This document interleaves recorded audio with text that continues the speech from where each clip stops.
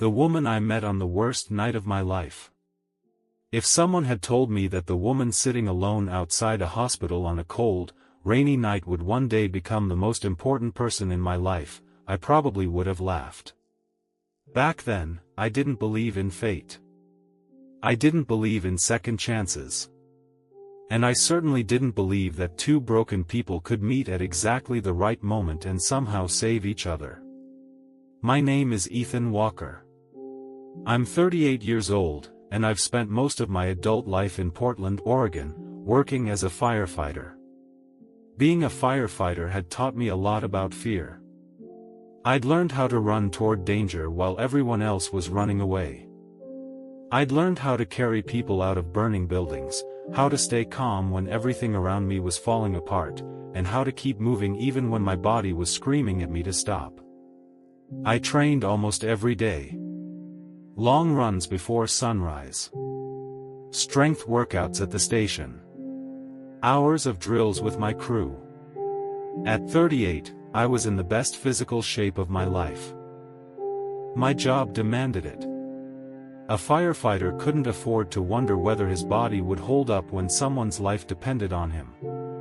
But there was one kind of fear that no training could prepare me for. The fear of losing someone you love. That night, I was sitting in my truck in the hospital parking lot, staring through the windshield at the rain. I didn't want to go inside. I didn't want to hear the doctor's voice.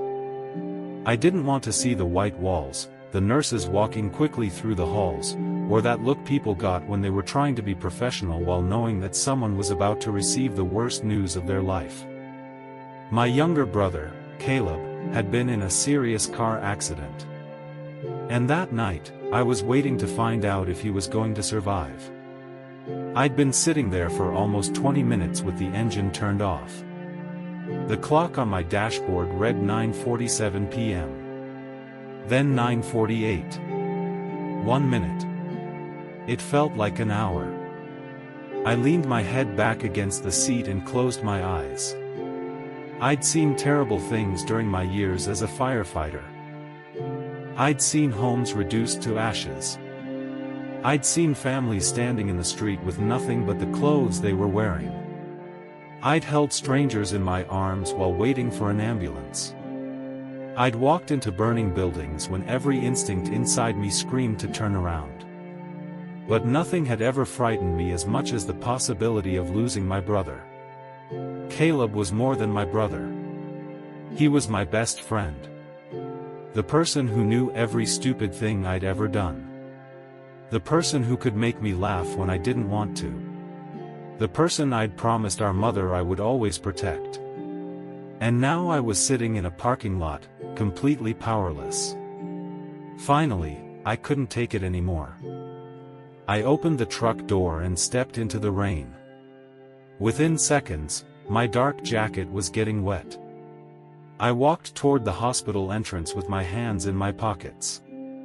But just before I reached the doors, I noticed someone sitting beneath a small covered area beside the entrance. A woman. She was alone. She wasn't using a phone. She wasn't talking to anyone. She was simply sitting on a cold metal bench, staring at the rain falling onto the pavement. She looked to be in her mid-30s. Her dark brown hair rested loosely over her shoulders, slightly damp from the weather. She wore a simple gray coat, and an old brown leather bag sat beside her. But what caught my attention were her eyes. Even from several feet away, I could see the sadness in them. She looked like someone who had just lost everything. I walked past her. I took 3 steps toward the hospital doors. Then I heard her voice. "Are you afraid to go inside too?" I stopped. Slowly, I turned around. The woman was looking directly at me. I didn't know what to say. So I told her the truth. Yeah. For some reason, that answer seemed to surprise her. She gave me a faint smile. "Then I guess you're waiting for bad news." Her words hit me harder than I expected. I looked at her for a moment. My brother is in there. Her expression changed. I'm sorry. What about you? She looked toward the hospital doors. My mother. There was something in the way she said it. Not anger. Not fear. Something deeper. Like she'd been carrying the weight of those two words for a very long time. I nodded. I'm Ethan. She hesitated for a second. Then she said, Sophia. Sophia what? She almost smiled. You're asking for my last name already? I laughed quietly. It was the first time I'd smiled that night. Sorry. I'm a firefighter. We're trained to ask questions. She looked at me again. A firefighter? I nodded. Portland Fire and Rescue. She glanced at my broad shoulders and muscular arms, then back at my face. That explains why you look like you could carry a refrigerator up a flight of stairs. I laughed. Only one? That made her smile for real. It was a small smile. But it changed her entire face. For the first time, I noticed how beautiful she was. Not the kind of beauty that immediately demands attention. Something quieter. Something that made you want to keep looking. You're funny for someone who looks like he's about to punch a wall, she said. I've had a bad night. So have I. We stood there in silence. Then, without really thinking about it, I sat down beside her. Maybe I didn't want to go inside. Maybe I was terrified of what I was about to hear. Or maybe I just didn't want to be alone anymore. Whatever the reason, I sat beside a complete stranger. A woman whose last name I didn't know. A woman who had somehow made the worst night of my life feel slightly less unbearable. The rain became heavier. Sophia pulled her coat tighter around herself. How old is your brother? She asked. 34. Is he married? No. Kids? No. She nodded. Then he has a reason to fight. I looked at her.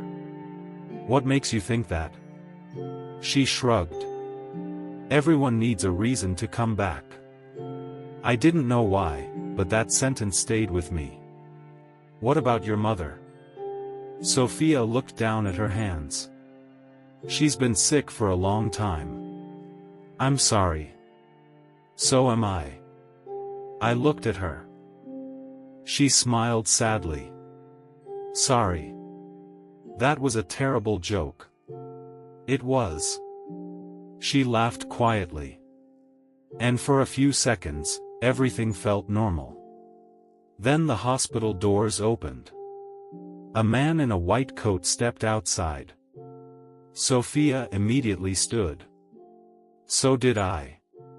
The doctor looked around. Then his eyes landed on me. Mr. Walker? My heart stopped. That's me. He walked toward me. Your brother woke up. For a moment, I didn't understand what he was saying. What? Caleb is awake. He's conscious. I stared at the doctor. Then I looked away. My entire body suddenly felt weak. I had spent years training myself to remain calm during emergencies.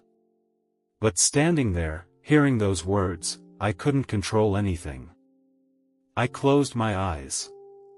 My brother was alive. I took a deep breath. Then another. When I opened my eyes, I immediately looked toward Sophia. I wanted to thank her. I wanted to tell her that somehow, sitting beside her had helped me survive the longest 20 minutes of my life. But she was gone. I looked around. The bench was empty. Sophia? No answer. I searched the entrance. Nothing. Then I noticed something. Her brown leather bag was still sitting on the bench. I picked it up. Maybe she'd forgotten it. Maybe she'd gone back inside. I waited. 1 minute. 2. 5. She didn't return. I opened the bag just enough to see if there was an identification card. Inside was a small notebook. And an old photograph. I pulled the photograph out. It showed a young woman standing beside a little girl. I turned it over. There was a handwritten sentence on the back. 5 words. 5 words that made absolutely no sense. If I disappear, don't find me. I stared at the sentence. My first thought was that it was some kind of mistake. Maybe Sophia had left the photograph for someone else. Maybe she'd forgotten it years ago. But something inside me told me that wasn't true. I looked toward the hospital entrance. I should have handed the bag to security. I should have left it at the front desk.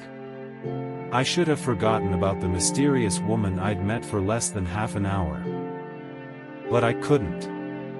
Because there was something about Sophia that I couldn't explain. Something in her eyes. Something in the way she'd spoken. Something that told me she wasn't simply waiting for her mother. She was running from something. And I had no idea that the photograph in my hand was the beginning of a story that would completely change my life. Because a few months later, Sophia would disappear. Not from a hospital bench. Not for an hour. She would vanish without saying goodbye. And this time, I wouldn't let her go. Even if finding her meant uncovering a secret she'd spent years trying to bury. A secret that would force me to question everything I thought I knew about the woman I loved. I should have handed Sophia's bag to hospital security. That would have been the sensible thing to do. Instead, I stood beneath the hospital entrance, holding it in my hands and staring at the empty bench where she'd been sitting only minutes earlier. I kept telling myself she would come back. Maybe she'd gone inside to check on her mother. Maybe she'd remembered something important. Maybe she had simply needed a moment alone. But 10 minutes passed. Then 20. Sophia didn't return. Finally, I walked inside. My brother was still unconscious when I reached his room, but the doctors told me his condition had stabilized. He had suffered several injuries, but they believed he would recover. I sat beside his bed for hours. The brown leather bag rested on the chair beside me. I couldn't stop thinking about Sophia. It was ridiculous. I'd known her for less than 30 minutes. Yet somehow, she had stayed in my thoughts longer than anyone I'd met in years. The next morning, Caleb finally opened his eyes. "Hey, Superman," he whispered. I almost laughed. "Don't call me that. You look terrible. You were almost killed yesterday." "Yeah, but I still look better." I shook my head. That was Caleb. Even after nearly dying, he was still making jokes. I stayed with him until the doctors allowed visitors to leave. Then I remembered Sophia. I drove back to the hospital entrance. The bench was empty. I checked the lobby. Nothing. I asked the receptionist if anyone had been looking for a missing bag. She shook her head. Maybe she went home. "Do you know her name?" "Sorry. We can't give out information about patients." I understood. Still, I couldn't shake the feeling that something was wrong. I took Sophia's bag home with me. For 2 days, I tried to ignore it. I failed. On the third evening, I opened the notebook. Most of the pages were blank. But several contained short sentences. Dates. Names. Addresses. And one phrase repeated again and again. Room 214. I didn't know what it meant. Then I found a phone number. I stared at it for several minutes before finally calling. A woman answered. Hello? Hi. I'm sorry to bother you. I'm trying to reach Sophia. There was silence. Then the woman asked, Who is this? My name is Ethan Walker. Another pause. How do you know Sophia? I looked at the photograph. I met her at Portland General Hospital. The woman's voice suddenly changed. Where is she? I frowned. I don't know. She left her bag. Did she tell you anything? No. The woman hung up. I stared at my phone. That was when I realized something. The stranger hadn't asked about Sophia's bag. She hadn't asked if Sophia was safe. She had asked one question. Where is she? The next morning, I decided to return the bag to the hospital. But when I arrived, Sophia was standing outside. I froze. She looked exactly as I remembered. Dark hair. Gray coat. Those same sad eyes. But this time, she wasn't smiling. She walked directly toward me. Where did you get that? Her voice was cold. I held up the bag. You left it. She looked around nervously. Did you open it? I didn't answer. That was enough. Sophia's face changed. You shouldn't have done that. I was worried about you. You don't know me. You're right. I stepped closer. But I'd like to. For the first time, her expression softened. Then she whispered, You really shouldn't. Why? Sophia looked at me. And I swear, for just 1 second, I saw fear in her eyes. Because everyone who gets close to me eventually gets hurt. Then she turned around and walked away. This time, I followed her. And that decision would change both of our lives. I followed Sophia for 3 blocks before she finally stopped. She turned around so suddenly that I almost walked straight into her. Why are you following me? I stopped. Because you told me everyone who gets close to you gets hurt. That was a warning. Maybe I don't scare easily. Sophia stared at me. For a moment, neither of us said anything. Then she sighed. You really are a firefighter, aren't you? What does that mean? It means you run toward things other people run away from.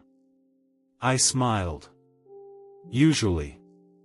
This isn't a fire, Ethan. No. Her eyes became serious. It's worse. That was the first time I realized that Sophia wasn't being dramatic. She was genuinely afraid. I looked at the street around us. Portland was waking up. Cars moved through the intersection. People hurried toward coffee shops and offices. Nobody seemed to notice the woman standing in front of me. Nobody knew that her hands were shaking. Let me buy you coffee, I said. She blinked. What? Coffee. Why? Because you look like you haven't slept in a week. She almost smiled. That's your professional diagnosis? No. That's just my opinion. She hesitated. Then she pointed across the street. 1 coffee. Deal. We walked into a small cafe. Sophia ordered black coffee. I ordered mine with enough cream and sugar to embarrass my coworkers. She noticed. You're a firefighter who drinks coffee like a child. I'm comfortable with who I am. That made her laugh.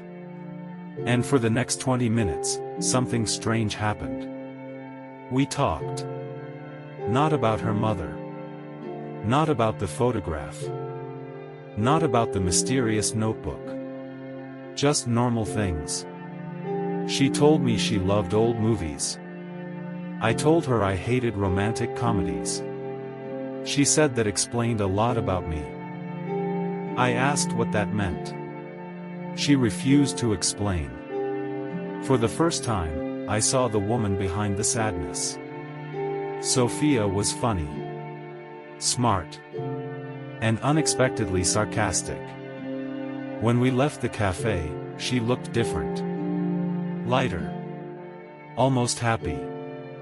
Then her phone rang. She looked at the screen. Everything changed. The color disappeared from her face. "Who is it?" I asked. "No one." She rejected the call. Seconds later, the phone rang again. This time, she turned it off. "Are you okay? I need to go." "Sophia." She started walking. I followed. "Did I do something?" She stopped. "No." "Then what is happening?" She looked at me for a long moment. "I can't explain." "Try."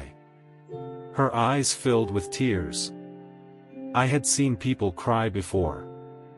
I'd seen victims cry after fires. I'd seen families cry in hospital hallways. But Sophia tried desperately not to let the tears fall. That somehow hurt more. "I made a mistake," she whispered. "What mistake?" "Meeting you." I felt something inside my chest tighten. "That's not fair." "I know." "Then don't say it." She wiped her eyes. "You don't understand." "Then help me understand." She looked around. A black SUV was parked across the street. The windows were tinted. Sophia saw it. Her entire body froze. I followed her gaze. "Do you know that car?" She didn't answer. "Sophia? Don't look at it." I looked anyway. The SUV started its engine. Sophia grabbed my arm. "Please." The vehicle drove away. I turned back toward her. "Who was that?" She shook her head. "I don't know." "You're lying." Her eyes met mine. And for the first time, I saw something I had never seen in her before. Pure terror. That night, I received a text message from an unknown number. There was no greeting. No explanation. Just one sentence. "Stay away from Sophia Bennett." I stared at the screen. Then another message appeared. "You have no idea what she did." I looked toward the window.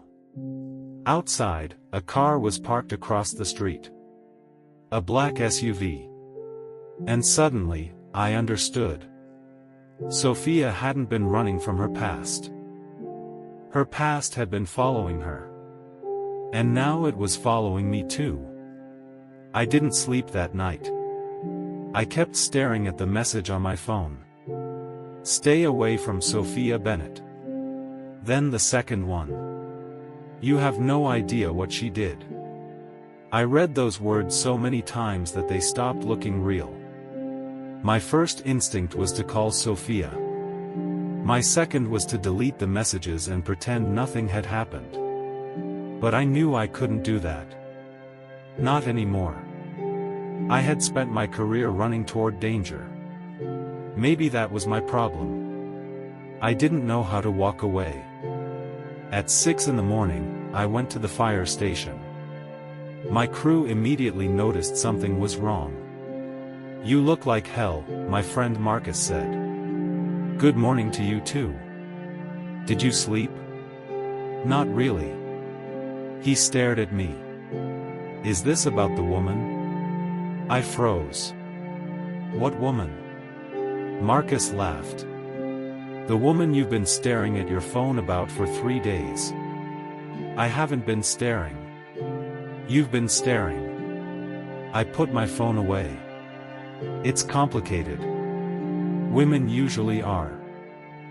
Before I could answer, the alarm sounded.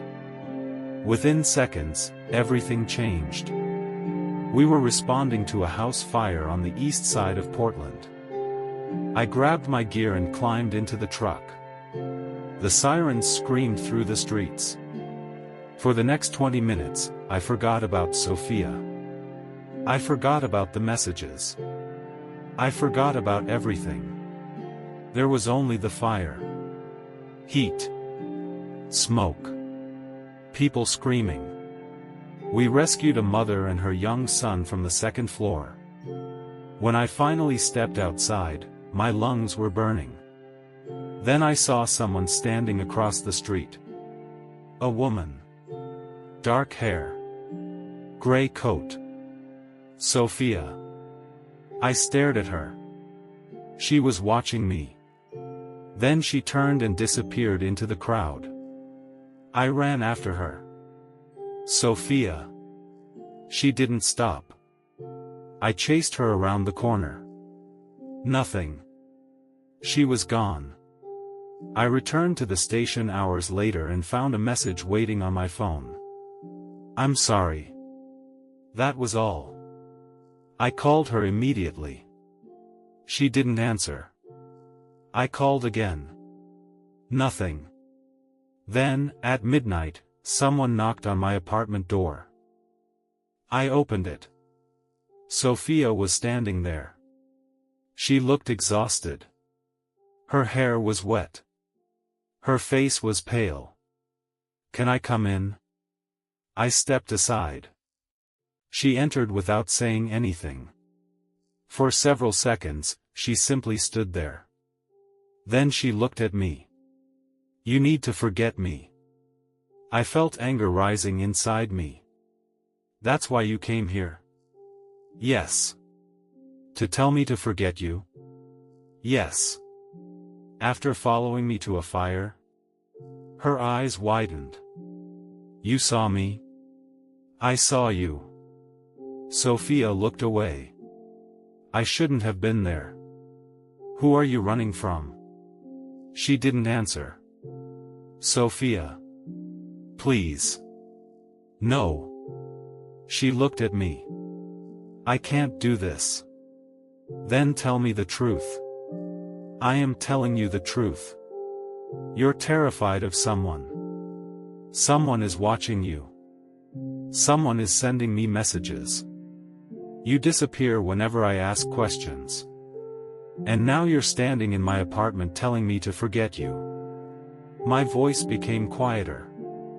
Give me one reason. She stared at me. Then she whispered, because 3 years ago, my father disappeared. I didn't move. My father was a police detective, she continued. He was investigating a group of people involved in organized crime. I felt my stomach tighten. One night, he left home. And never came back. She shook her head. The police said he was dead. Did they find his body? No. I understood immediately.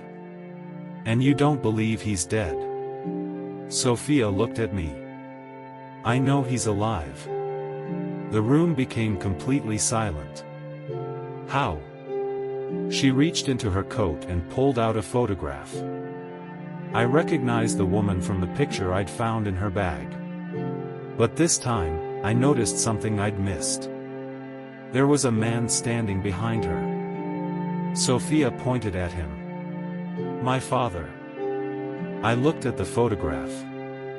Then who's the woman? My mother. I frowned. Then why did you tell me your mother was sick? Sophia's eyes filled with tears. Because my mother isn't sick. I stared at her.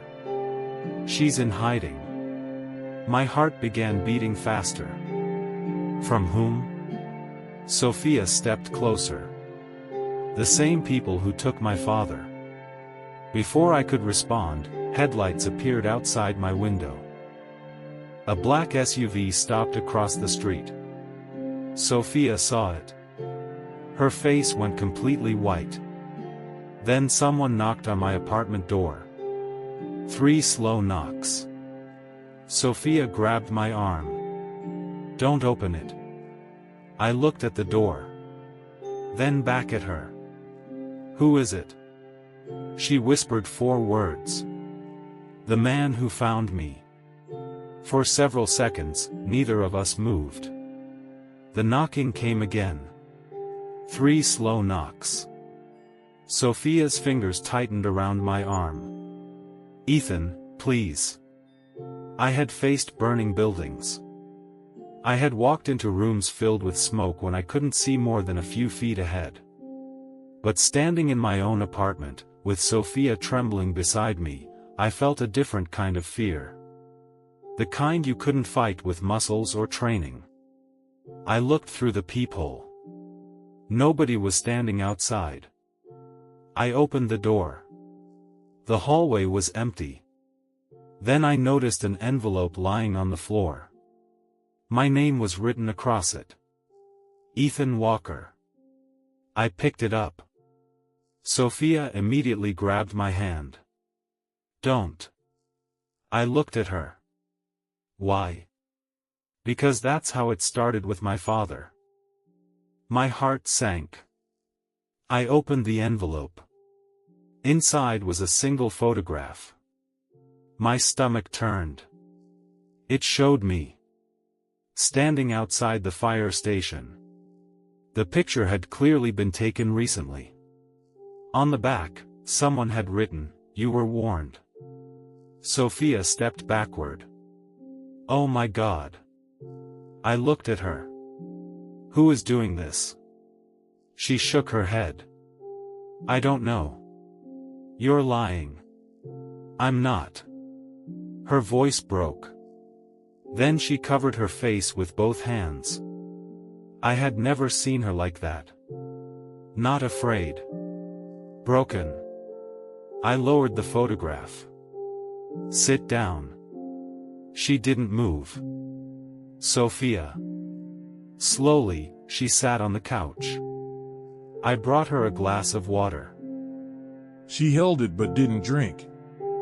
For several minutes, we said nothing. Finally, she whispered, "His name is Daniel." "Your father?"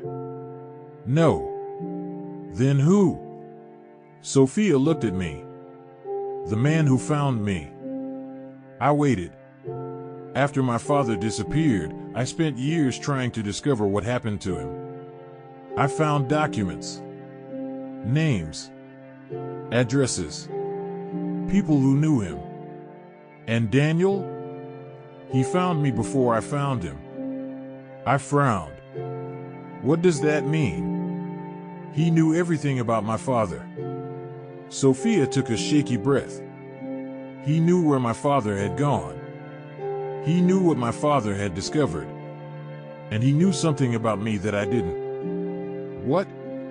She looked down. My father had been investigating a murder. I felt a chill run through me. Whose murder? Sophia didn't answer immediately. Then she said, "My mother's." I stared at her. That doesn't make sense. I know. Your mother is alive. Now she is. I couldn't understand. Sophia explained that 3 years earlier, her father had been investigating the death of a woman whose identity had never been revealed. The woman had been found near the Columbia River. No identification. No family. No explanation. But Sophia's father believed the woman was connected to something much bigger. Then, one day, he discovered her identity. The woman was Sophia's mother. But there was a problem. Sophia's mother was supposed to be dead. At least, that's what everyone believed. Sophia's father had secretly discovered that she was alive. He tried to protect her. And then he disappeared. "Where is your mother now?" I asked. Sophia looked toward the window. "I don't know." I stared at her. You just said she's alive. She was. Was? Sophia's eyes filled with tears. I haven't heard from her in 6 months. I sat beside her. Why didn't you go to the police? I did. And? They told me to stop looking. Why? She looked at me. Because someone inside the police department was helping the people my father was investigating. I felt a cold sensation run through me. Sophia reached for her bag. She pulled out the old notebook. That's why I was at the hospital that night. I remembered the words. Room 214. What happened in room 214? Sophia's hands began shaking. My father. I stared at her. What? Someone told me he was there. Alive? She nodded. I went to the hospital to find him. My heart raced. Did you? Sophia looked directly into my eyes. No. Then who was there? Her voice became barely audible. Daniel. I remembered the black SUV. The messages. The photograph. Then Sophia said something that made my blood run cold. He told me my father had one last message for me. What was it? She looked down. He told me not to trust anyone. Anyone? Sophia nodded. Especially the man who would eventually fall in love with me. I felt the words hit me. I couldn't speak. Sophia stood. I have to leave. No. Ethan, you can't just walk out. I have to. Why? She stared at me through tears. Because I finally understand why Daniel sent you that photograph. I stepped closer. Why? She looked at me. Because he knows you're the one person I can't afford to lose. Then she walked toward the door. I grabbed her hand. Sophia. She stopped. I didn't know what to say. So I said the only thing I knew was true. I'm not afraid of him. She turned around. You should be. Maybe. I held her hand tighter. But I'm more afraid of losing you. For the first time, Sophia didn't pull away. She looked at me. And then she kissed me. It lasted only a few seconds. But it changed everything. When she finally stepped back, tears were running down her cheeks. I love you, she whispered. Then she opened the door and disappeared into the night. I stood there frozen. 3 seconds later, my phone rang. It was an unknown number. I answered. A man's voice spoke. Mr. Walker. Who is this? You really should have listened to the warning. My heart stopped. Where is Sophia?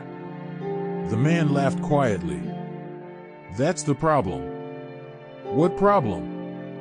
There was a pause. Then he said, Sophia isn't the person you think she is. The line went dead. I immediately ran outside.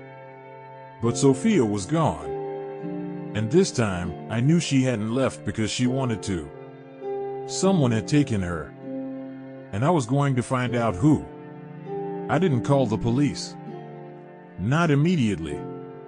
Maybe that sounds crazy, but Sophia had spent months telling me that someone inside the police department couldn't be trusted.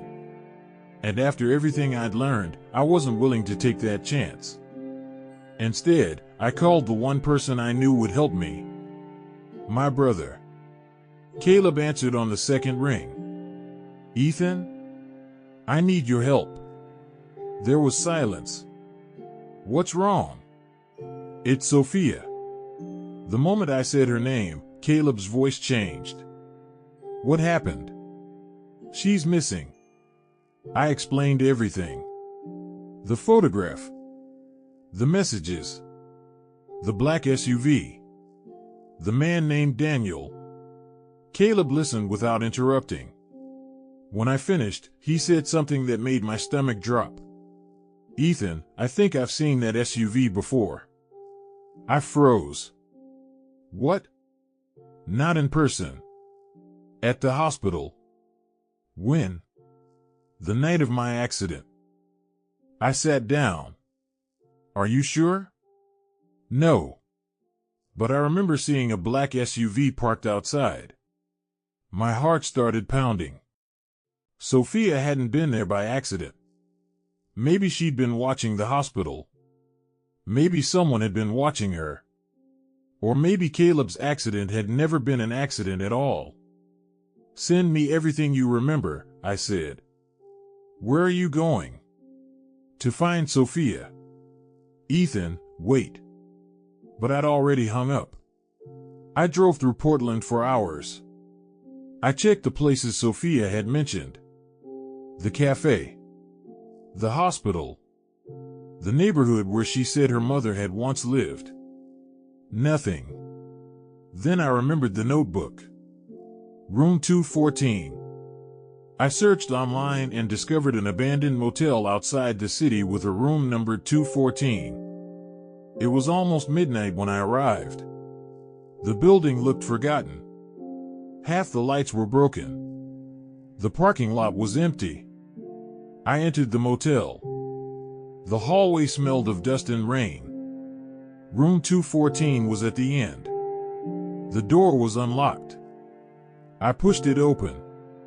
"Sophia?" No answer. The room was empty. But there was a table in the middle. On it sat a photograph. I picked it up. My hand started shaking. It was a picture of Sophia and me, taken outside the cafe. I turned it over. There was another message. "You are getting closer." I heard footsteps behind me. I turned around. A man was standing in the doorway. He was tall. Late 50s. Gray hair. Calm eyes. I knew immediately who he was. Daniel. He smiled. Finally. I stepped toward him. "Where is Sophia?" "Safe." "Where?" "That's not the question you should be asking." I grabbed his jacket. "Tell me where she is." Daniel didn't fight back. He simply looked at me. "You really do love her." I froze. "What?" "That's why she chose you." "Chose me for what?" Daniel reached into his coat. I prepared myself for the worst. Instead, he handed me a small envelope. I opened it. Inside was a letter. The handwriting was unmistakable. "Sophia." I read the first sentence. "Ethan, if you're reading this, I'm probably already gone." My heart sank. I kept reading. "I need you to understand something. I never wanted you to become part of this."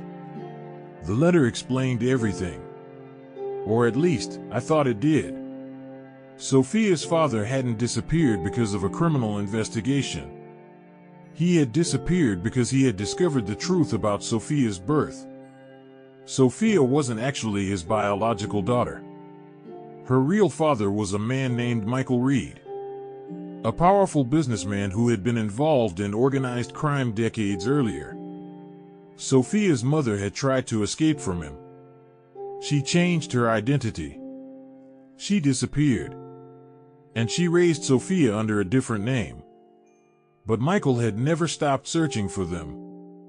Sophia's father had discovered the truth. And he had tried to protect them. That's why he disappeared. I looked up at Daniel. "Who are you?" He smiled sadly. "I was your brother's doctor." My blood ran cold. "What?" "After his accident." I stared at him. Daniel stepped closer. "Caleb's accident wasn't random." I couldn't breathe. "What did you do?" "Nothing." "Then who?" Daniel looked at me. The same people who are looking for Sophia. I grabbed him again. Where's my brother? Daniel's expression changed. For the first time, I saw fear. Go to the hospital. I released him. What? Go. Now. I ran out of the motel. I called Caleb. No answer. I called again. Nothing. I drove faster than I'd ever driven in my life. When I reached the hospital, I ran through the entrance. The hallway outside Caleb's room was empty. His bed was empty too. The monitor was still running. The sheets were still warm. But Caleb was gone. Then my phone rang. An unknown number. I answered. A man's voice whispered, "Now you understand." "Who are you?" The voice laughed. Then came the words I had been dreading. Ask Sophia why her father really disappeared. The call ended. I stood alone in that hospital room. And suddenly, I realized something. Daniel hadn't been protecting Sophia. He had been protecting me. Because whatever Sophia had been hiding wasn't just dangerous. It was connected to my family. And somewhere in Portland, Sophia was waiting for me to discover the truth. But I was terrified that by the time I found her, I would already be too late. I spent the entire night searching for Caleb. I called every hospital in Portland. Nothing. I contacted old friends. Nothing. Then, at 5 in the morning, my phone finally rang. I answered immediately. Hello? Nobody spoke. I could hear breathing. Then a woman's voice whispered, "Ethan." I froze. "Sophia? Don't ask where I am. Are you okay?" There was silence. "Where is Caleb?" Sophia's voice broke. "I'm sorry." My heart stopped. What happened? I didn't know they would take him. Who took him? I don't know. Stop saying that. My voice echoed through the empty fire station. I heard her breathing. Then she said, "I need you to listen to me." "I'm listening." "You have to leave Portland." I laughed bitterly. "My brother is missing, you're missing, and you're telling me to leave?"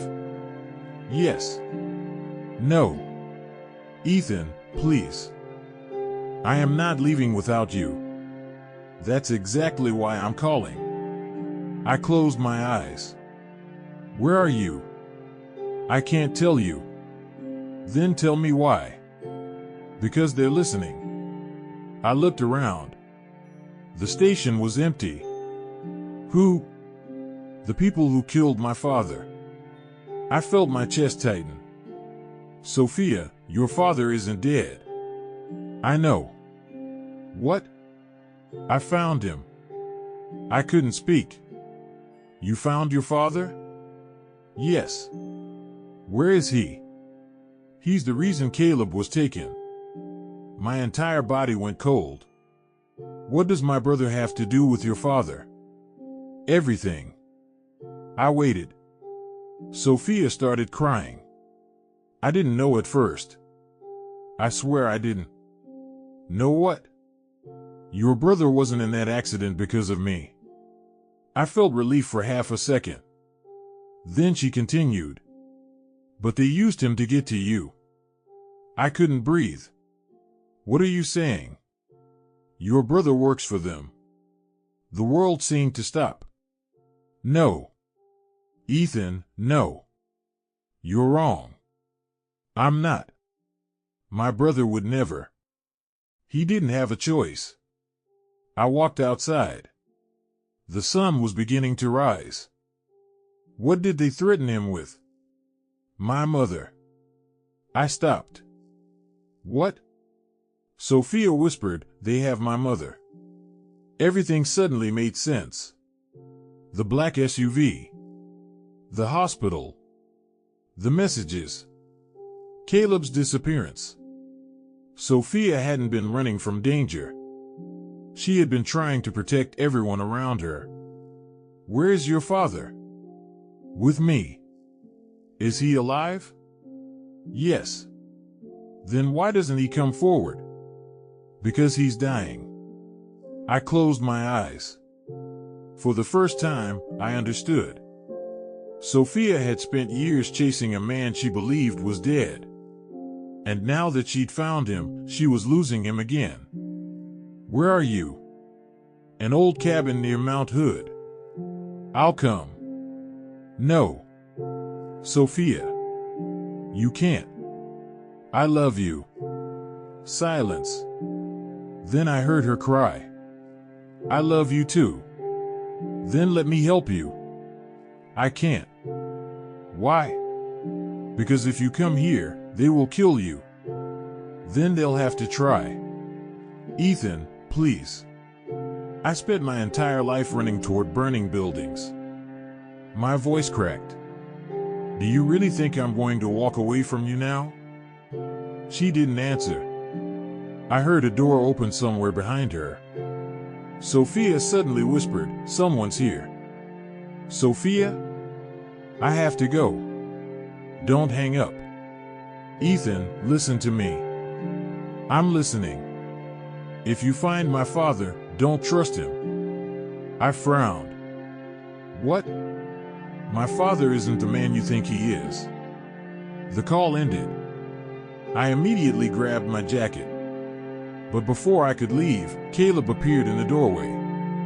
I froze. He looked exhausted. His face was bruised. There was blood on his shirt. Caleb? He stared at me. Ethan, you need to leave. I ran toward him. What happened? He grabbed my arm. I was never working for them. I know. No, you don't. He looked terrified. They didn't take me. I stared at him. Then who did? Caleb looked behind him. His voice dropped to a whisper. Sophia's father. I couldn't move. Caleb reached into his pocket and handed me a photograph. It showed Sophia standing beside an older man. On the back was a date. And beneath it, one sentence. The girl you love is not Sophia Bennett. I looked at my brother. What does that mean? Caleb's eyes filled with tears. It means we've been searching for the wrong woman. And suddenly, I realized the truth. The woman I loved might have lied about her entire life. But there was only one question that mattered. Why would Sophia risk everything to save me if she wasn't who she claimed to be? I stared at the photograph in my hands. The woman standing beside the older man was Sophia. I knew her face. I knew her smile. I knew the way she looked at me when she thought I wasn't paying attention. But the words on the back wouldn't leave my mind. The girl you love is not Sophia Bennett. I looked at Caleb. What does this mean? He shook his head. I don't know. Then who is she? I don't know that either. For the first time in my life, I felt completely helpless. I had spent years running into burning buildings. But there was no fire I could fight. No person I could carry to safety. No clear enemy I could see. There was only a woman I loved and a truth I couldn't understand. I drove toward Mount Hood before sunrise. The roads were empty. Snow covered the mountains in the distance. For hours, I thought about Sophia. The first night we met. The cafe. Her laugh. The way she kissed me before disappearing. None of those moments felt fake. And that was what hurt the most. When I reached the cabin, the door was open. I stepped inside. Sophia? Nothing. Then I heard a voice behind me. You came. I turned. Sophia was standing near the fireplace. She looked exhausted. But she was alive. I wanted to run to her. Instead, I stood there. What's your name? She closed her eyes. Ethan. Your real name. Tears appeared in her eyes. My name is Sophia. That's not what I asked. She looked at me. My real name is Sophia Reed. I froze. Reed? She nodded. My father's name. Then why Bennett? Because my mother changed it. I remembered the photograph. The man beside you. My father. Michael Reed? She nodded. Yes. I felt anger rising. Why did everyone lie to me? Because they were trying to protect you. From what? Sophia walked closer. From me. I stared at her. What does that mean? She took a deep breath. My father wasn't a criminal. I said nothing. He was an undercover investigator. He spent years pretending to be part of a criminal organization to expose it from the inside. I remembered everything Daniel had told me. Then why did he disappear? Because someone discovered his identity. Sophia's voice trembled. My father was forced to disappear. My mother went into hiding. And I was given a new identity. Who was Daniel? His partner. I finally understood. Daniel was protecting you. Yes. And the messages? Daniel. The SUV? Daniel. I looked at her. Why? Because he wanted to scare you away. I laughed bitterly. That worked. She stepped closer. No, it didn't. I looked into her eyes. And suddenly, all the anger disappeared. Because I realized something. Sophia hadn't lied because she didn't love me. She lied because she loved me enough to believe I would be safer without her. Where is your father? She looked toward the bedroom. He's dying. I walked inside. Michael Reed was lying in bed. He looked older than I expected. Weak, but alive. He looked at me. You're Ethan. I nodded. Thank you. For what? For loving my daughter when you had every reason not to. I didn't know what to say. Then he handed me an envelope. Inside was another photograph. It showed Sophia as a little girl. On the back was a message from her mother. One day, I hope my daughter finds someone who loves her without being afraid of her past. I looked at Sophia. She was crying. I walked toward her. I was afraid. She nodded. I know. I was angry. I know. I still love you. She looked at me. Even after everything? I took her hand. Especially after everything. She fell into my arms. And for the first time, neither of us was running. Months later, Sophia's mother returned. Her father survived long enough to see his family together again. Caleb recovered completely. And Sophia and I built a life together. Not a perfect life. A real one. There were still difficult days. There were still nightmares. There were moments when the past came knocking. But we faced them together.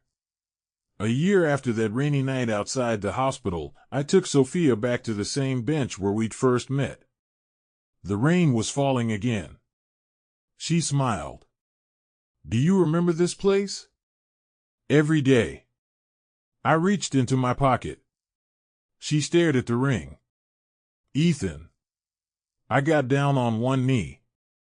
I spent my life believing that being brave meant running toward danger. Her eyes filled with tears. But you taught me something different. I took her hand. Sometimes being brave means staying. Sophia smiled through her tears. Yes. And that was how I learned the greatest lesson of my life. Love isn't about finding someone without a past. It's about finding someone whose past you are willing to understand. Someone whose scars don't scare you away. Someone you choose, even when the truth is complicated. Even when the road is difficult. Even when everything tells you to run. Because sometimes, the person you meet on the worst night of your life becomes the reason you finally believe in tomorrow. And Sophia Bennett wasn't the woman I thought she was. She was someone stronger. Someone braver. Someone who had spent her entire life running from the past. And somehow, she became the woman who taught me to stay. I never believed in fate. Not before I met her. But now I do. Because on the worst night of my life, I sat beside a stranger in the rain. And somehow, I found my home.